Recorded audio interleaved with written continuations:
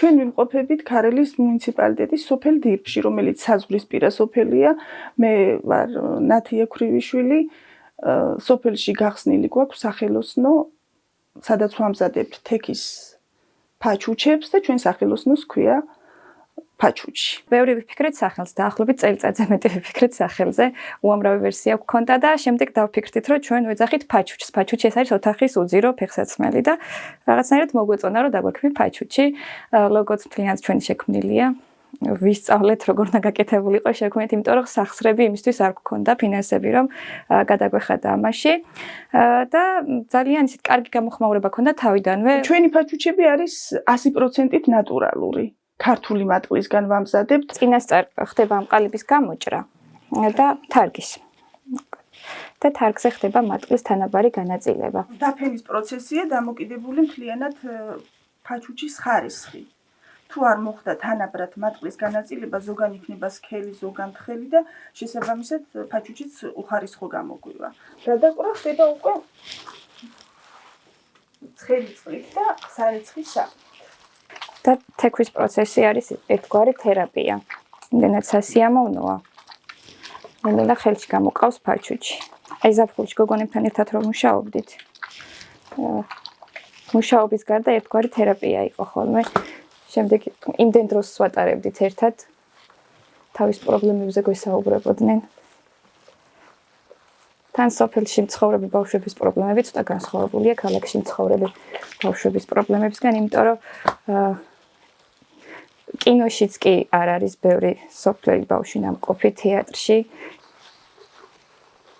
ერთ-ერთი პრობლემაა ხოლმე მატყლის ფერები, იმიტომ რომ ძირითადად ბუნებრივი საღებავებით ღებავენ ამ მატყლს და იშვიათია, რომ ერთი და იგივე ფერი მარაგში სულ იყოს.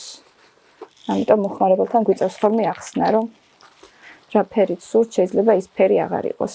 ძირითადად ონლაინ გაყიდვებზე წინა წელს გადავედით და წელს რომ წინა მომხმარებლები გვიბრუნდებიან. ჩემთვის ყველაზე სასიამოვნო ეგ არის ხოლმე. კარგი შეფასებებით და კიდევ გვინდა თქვენი ფაჩუჩი. საზღვარგარეთ საჩუქრებად უნდათ ხოლმე და ძალიან ისეთი კომფორტულია სამგზავროთაც, წონა არ აქვს დიდი. არ დაზიანდება გზავრობისას. ფორმას არ ეცვლის, არ ზიანდება და თან ჩუქნიან ხოლმე ქართულს, ძირითადად ქართული ორნამენტებით არის ხოლმე მოთხოვნა საზღვარგარეთ, როცა მიაქვთ და მხოლოდ დეკორაცია არ არის, გამოყენებითი ფუნქციაც რო აქვს, საკმაოდ ისეთი მნიშვნელოვანია ხოლმე ღუნღულა ფაჩუჩები საჩუქრად. და უკვე ეს მატყლის ბოჭკუები, ეს აი მოთელვის დროს, რაც უფრო ცხელია თან წყალი, ესე ერთმანეთში იმდენად შედის და ითელება, რომ მერე უკვე ბუნებრივი იმის დაშლა შეუძლებელია. ეს არის ასეთი ტექნოლოგიით მზადდებოდა ეს თექის ნავთები, სვანური ქუდები, ასეთი საქმე. გაშრობის მერე ამის ძაფით ამოხვევა ზემოდან, შემდეგ გაფორმება და ძირზე ტყავის შემცველს გამოვაკრავთ, რომ ცვეთისგან დაიცვას, რეალისგან ასევე და დასოლებისგან. ყველა ეტაპს რაღაცა თავისი ისა აქვს, თავისებურად სასიამოვნოა და ყველაზე მეტად გვიყვარს ხოლმე ესე შეკვეთას გავგზავნით და მომხმარებელი მიიღებს და მადლიერი რჩება. როდესაც დაიწყო 2008 წლის ომი, მაშინ მოგვიწია სოფლის დატოვება. და თბილისში ერთ-ერთ სახელოსნოში მოვხვდი, რაღაც პროგრამა ჰქონდათ, სადაც ეხმარებოდნენ დევნილ ქალებს. და იქ ვისწავლე უშუალოდ ეს საქმე.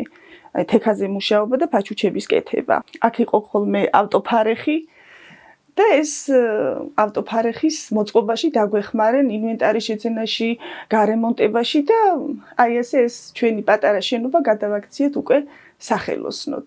აწარმოე საქართველოს გარემონტებაში, რაღაც შეძენაში დაგვეხმარა, შემდეგ უკვე ელენემაც დაწერა პროექტი, მერსიკოვსი იყო და ავსტრიის დაფინანსებით და აი ასე რომ ასე შევაკუწიწეთ და ფაქტიურად აი ახლა აი ფართი გვაქვს ცოტა პატარა, თორე დანარჩენი ყველანაირი პირობა გვაქვს იმისთვის რომ ვიმუშაოთ. მასალა, ინვენტარი, ხელსაწყოები, აი რაც კი გვჭირდება, სულ ყველაფერი გვაქვს, ზამთარში გათბობაც გვაქვს, წყალი გვაქვს, ცხელი წყალი არის აუცილებელი ამ საქმის გასაკეთებლად.